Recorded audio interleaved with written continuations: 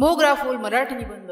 काही फुले फक्त बघण्यासाठी असतात तर काही फुले अशी असतात की जगामध्ये अमाप आठवणी, भावना आणि संवेदना सामावलेल्या असतात। मोगऱ्याचं फूल अशाच एका दैवी देणगी आहे।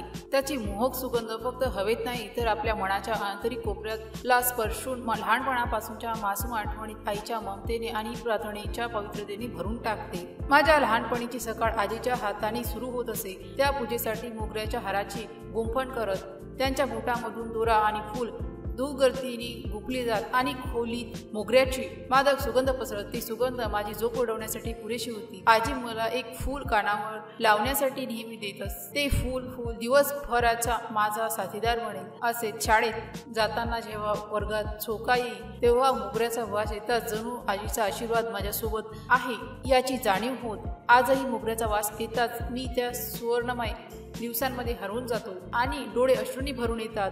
मोगरा हे माझ्या आईचे सर्वात आवडते फूल होते। ते त्यांना आपल्या केसांमध्ये लावायच्या। घरात अंगणात लावलेल्या मोगऱ्याच्या रोपटा त्यांच्या काळजीने हिरवागार राहायचा।